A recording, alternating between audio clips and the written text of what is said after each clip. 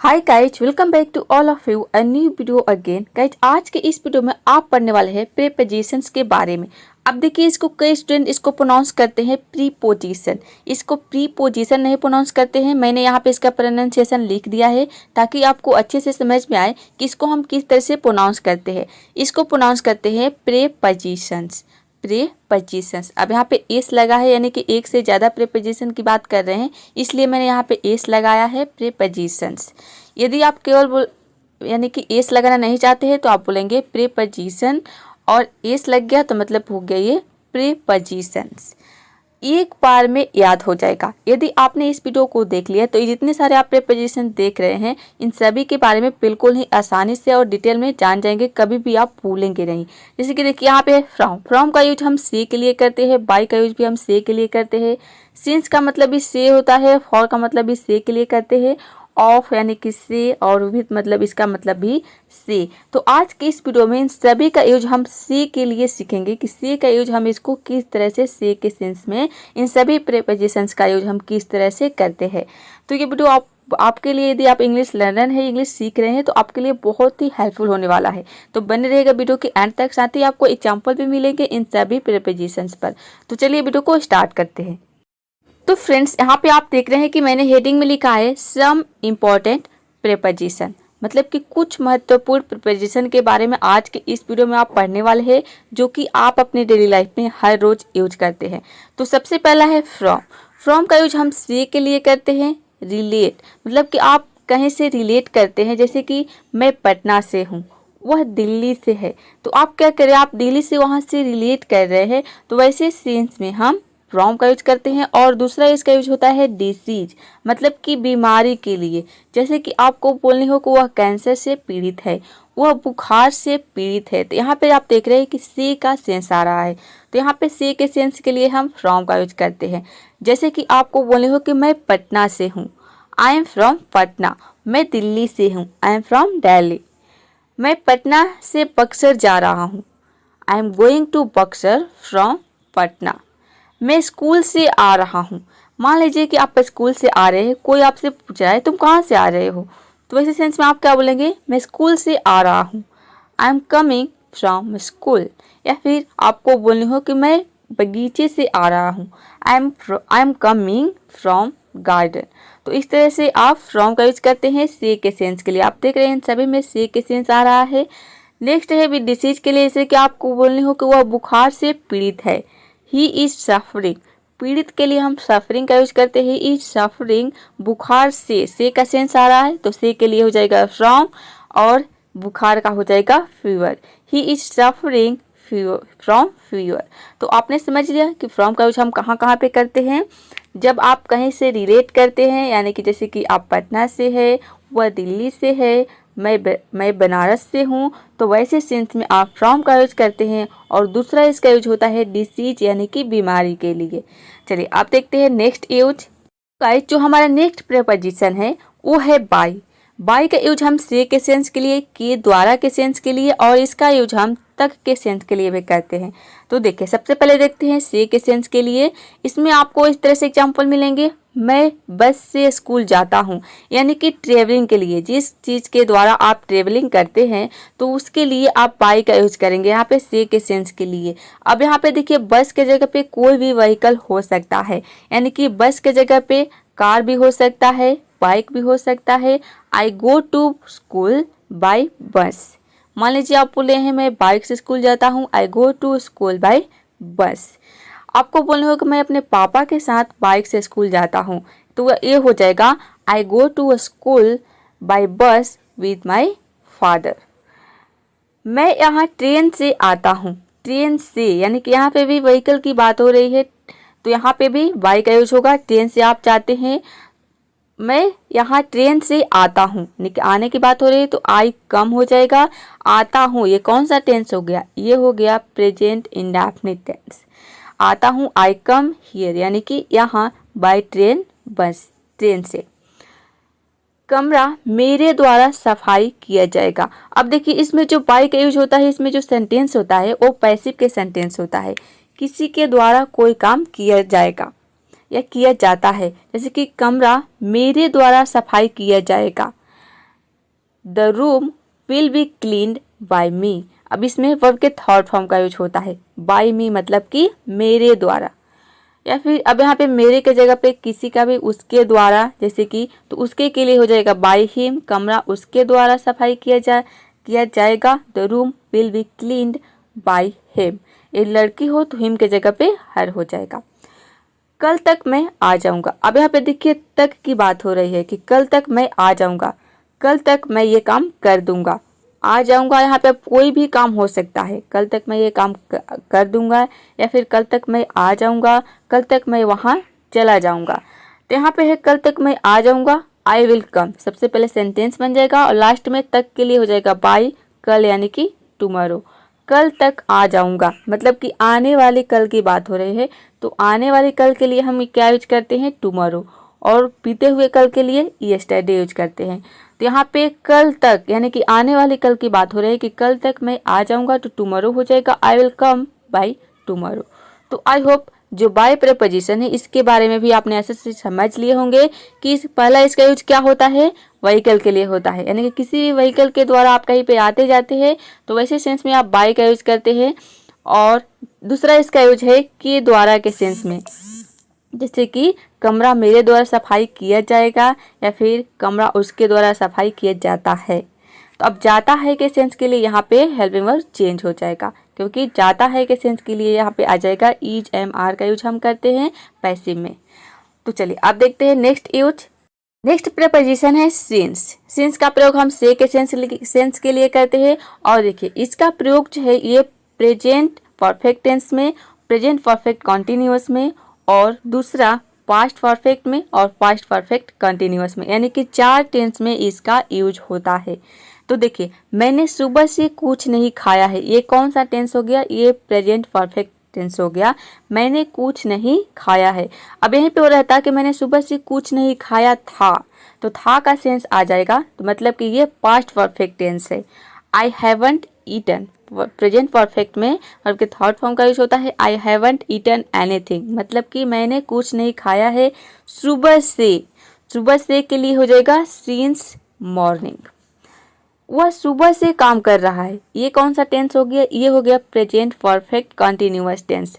काम कर रहा है कब से, सुबह से। He has been working since morning. वह सुबह से टीवी देख रहा था। अब यहाँ पे देखिए देख रहा था, ये हो गया पास्ट परफेक्ट कंटिन्यूअस हो गया। He had been watching TV since morning. वह सुबह से टीवी देख रहा था, इसमें हैड बीन का यूज होगा। नेक्स्ट है मैं रात से लिख रहा हूँ। अब देखिए यहाँ पे से का सेंस आ रहा है, यानी कि मैं रात से लिख रहा हूँ। ये भी कौन सा टेंस हो गया, ये हो गया प्रेजेंट परफेक्ट कंटिन्यूअस टेंस। लिख रहा हूँ यानी कि प्रेजेंट में यहाँ पे प्रेजेंट की बात हो रही है। अब यहाँ पे था आ रहा है, मतलब कि पास्ट की बात हो रही है, तो ये हो गया पास्ट परफेक्ट कंटिन्यूअस। लिख रहा हूँ यानी कि रात से लिख रहा हूँ, तो ये हो गया प्रेजेंट परफेक्ट, ये हो गया पास्ट परफेक्ट कंटिन्यूअस, और ये हो गया प्रेजेंट परफेक्ट कंटिन्यूअस, क्योंकि प्रेजेंट की बात हो रही है। लिख रहा हूँ, अगर था थे थी आ जाता है लास्ट में, तो आपको समझ जाना है कि वो पास्ट की बात हो रही है आ रहा है या फिर हूँ आ रहा है, तो आपको समझ आना है कि यहाँ पे प्रेजेंट की बात हो रही है। तो मैं रात से लिख रहा हूँ, I have been writing since night. रात से के लिए हो जाएगा सिंस नाइट, सुबह से मतलब कि सिंस मॉर्निंग। और टेंथ 4 टेंस में इसका प्रयोग होता है present perfect continuous, past perfect और पास्ट परफेक्ट कंटिन्यूअस। तो 4 एक एग्जाम्पल आपको मिल गया है। चलिए आप देखते हैं नेक्स्ट यूज। अब देखिए जो नेक्स्ट यूज है वो है फॉर। इसका यूज भी हम 4 टेंस में करते हैं, यानी कि जो टेंस मैंने पहले बताया सिंस के सेंस में कि प्रेजेंट परफेक्ट में present perfect continuous, past perfect continuous. तो सेम इन चारों टेंस में फॉर का भी यूज होता है से के सेंस के लिए, लेकिन इसका यूज कब होता है, जब एग्जैक्ट कोई टाइम पता होता है, जैसे कि 2 दिन, 4 दिन, 2 घंटे, 2 बजे। तो वैसे सेंस 2 घंटे 2 मिनट, तो वैसे सेंस में हम क्या यूज करते हैं, फॉर का यूज करते हैं, यानी कि यहाँ पे आप निश्चित समय की बात कर रहे हैं। और सुबह से, जैसे कि आपने बोला सुबह से, तो उसमें कोई निश्चित समय आप नहीं बता रहे हैं। सुबह से आप बोले सुबह से, अब कितने बजे ये नहीं पता है, या फिर 2 दिन 3 दिन आप ये नहीं बता रहे। तो वैसे सेंस के लिए हम फॉर का यूज करते हैं। जैसे कि आपको बोले कि उसने 2 दिन से मुझे फ़ोन नहीं किया है। He haven't call me for 2 days. ये भी कॉल नहीं किया है, ये भी कौन सा टेंस हो गया, प्रेजेंट परफेक्ट टेंस। मैं 4 दिन से, प्रेजेंट परफेक्ट टेंस हो गया। मैं 4 दिन से वहाँ जा रही हूँ। मैं 4 दिन से वहाँ जा रही हूँ, यानी कि हूँ का सेंस आ रहा है, मतलब कि ये प्रेजेंट परफेक्ट कंटिन्यूअस है, रही हूँ। I have been going there for 4, यहाँ पे 2 की जगह पे 4 हो जाएगा, 2 डेज। मैं उससे 2 दिन से कह रहा था, ये हो गया past perfect continuous. I had been हो जाएगा मैं, यानी कि यहाँ पे देखिए मैं का यानी कि ही के जगह पे आई हो जाएगा। I had been seeing him for 2 days, यानी कि मैं उससे 2 दिन से कह रहा था, कुछ भी कर रहे होंगे। वह 1 घंटे से काम कर रहा है। He has been working for 1 hour. आर घंटे के लिए हम यूज करते हैं 1 आवर। वह 1 घंटे से काम कर रहा है। He has been working for 1 hour. अब यहाँ पे देखिए हैज़ बीन और इसमें हैव बीन दोनों का प्रयोग होता है। तो यदि आपका सब्जेक्ट, ये कौन सा टेंस है, प्रेजेंट परफेक्ट कंटिन्यूअस में हम हैज़ बीन और हैव बीन। तो यदि आपका subject he she it name हो तो आप हैज़ बीन का प्रयोग करते हैं। और ही शी इट नेम के अलावा कोई भी सब्जेक्ट आता है, जैसे कि आई, यू, दे, तो उसके साथ हैव बीन का यूज होता है। और उसके बाद आएगा वर्ब के ING form, then object, then समय, यानी कि जब से आप वो काम कर रहे हैं। तो आपने समझ लिया कि फॉर का यूज हम कब करते हैं, जब आपको एग्जैक्ट टाइम पता हो, जैसे कि 2 घंटे, इसमें ऐसे ही रहता है, 2 घंटे, 1 घंटे, 2 दिन, 4 दिन। तो इस तरह से हम फॉर के इसमें फॉर का यूज करते हैं। तो फॉर और सिंस के बीच में जो डिफरेंट है वो आपने समझ लिए होंगे। चलिए अब देखते हैं नेक्स्ट यूज।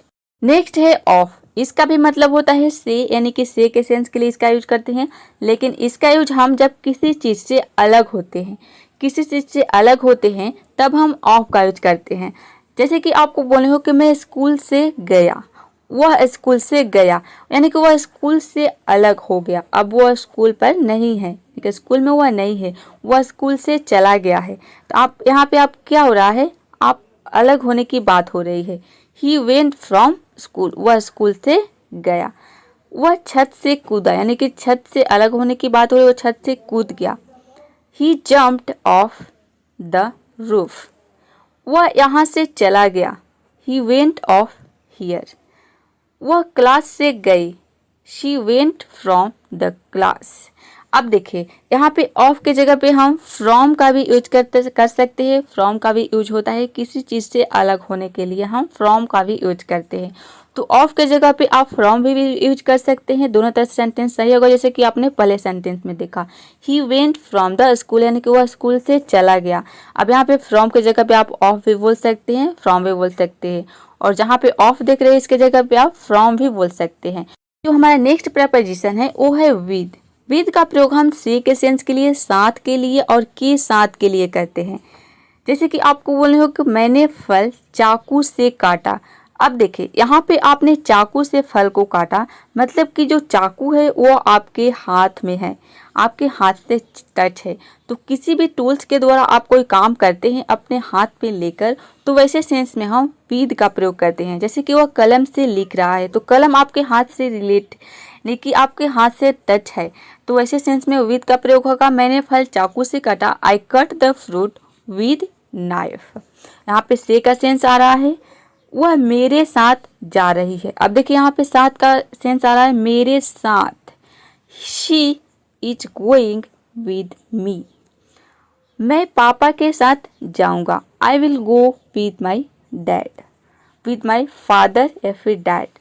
ये लो मेरे कलम से लिखो। अब देखिए कलम से लिखो, यानी कि कलम को आप लेंगे अपने हाथ में तभी तो लिखेंगे, तो वहाँ पे विद का प्रयोग होगा। टेक दिस, मतलब कि ये लो मेरे कलम से लिखो। राइट विद माई पेन, मान लीजिए कि कोई आपका फ्रेंड है, आपके साथ में है, उसका पेन खराब हो गया, तो वैसे में आप बोलते हैं ना, ये लो मेरे कलम से लिखो। Take this write with my pen.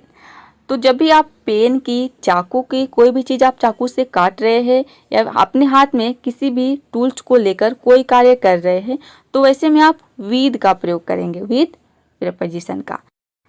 तो हमारा सबसे जो लास्ट प्रीपोजिशन है वो है थ्रू। थ्रू का यूज हम से के सेंस लिए करते हैं। इसका यूज हम कब करते हैं? किसी वस्तु के इस पार से उस पार, यानी कि कोई वस्तु आपने, मान लीजिए कि जैसे कि एक खिड़की है और खिड़की में आपने जो बॉल है उसको फेंक दिया, यानी कि वो जो बॉल है वो खिड़की के एक पार से दूसरे पार, यानी कि इस पार से उस पार चले गए, तो वैसे सेंस में हम थ्रू का यूज करते हैं। जैसे कि मान लीजिए आपको बोलने हो कि गेंद खिड़की से बाहर चली गई, तो यहाँ पे क्या हो रहा है, जो गेंद है वो खिड़की के आर पार हो गया, यानी कि इस पार से उस पार चला गया। The ball went through the window, तो वैसे सेंस में आप थ्रू का यूज करते हैं। ट्रेन सुरंग से जा रही है। अब देखिए जो ट्रेन है वो सुरंग, यानी कि सुरंग के इस पार से उस पार जा रही है। The train is going through tunnel, यहाँ पे सुरंग को हम बोलते हैं टनल। इसे खिड़की से बाहर फेंक दो, through it through the window. अब यहाँ पे देखिए फेंकने को हम बोलते हैं थ्रू और इसको बोलते हैं थ्रू। जो ये है वर्ड, जो प्रीपोजिशन है, इसको बोलते हैं थ्रू और इसको बोलते हैं थ्रो का मतलब होता है फेंकना। थ्रू यहाँ पे इफ के जगह पे इट होगा, थ्रू इट, यानी कि इसे फेंक दो through the window. Through the window यानी कि खिड़की से बाहर, खिड़की से बाहर फेंक दो।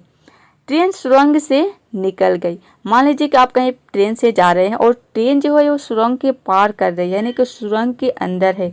लास्ट में जब वो ट्रेन निकल गई तो आप बोल रहे हैं कि ट्रेन सुरंग से निकल गई, तो इसे बोलेंगे the train went through the tunnel. तो गाइज अब देखिए यहाँ पे मैंने फिर से लिख दिया है प्रीपोजिशन, आपको याद दिलाने के लिए, ताकि आप इसको भूले ना कि किस तरह से हम प्रोनाउंस करते हैं। इसको प्रोनाउंस करते हैं प्रीपोजिशन। तो गाइज आज का ये वीडियो कैसा लगा कमेंट बॉक्स में ज़रूर बताइएगा। यदि आप बिल्कुल जीरो से इंग्लिश पढ़ना और लिखना सीखना चाहते हैं तो ऊपर आई बटन पर क्लिक करके आप उस वीडियो को देख सकते हैं। उसमें आपको पूरे के पूरे 31 वीडियोज मिल जाएंगे। यदि आपने उन सारे वीडियोज को देख लिया तो आपको इंग्लिश पढ़ने और लिखने में कभी भी कोई भी प्रॉब्लम नहीं होगी।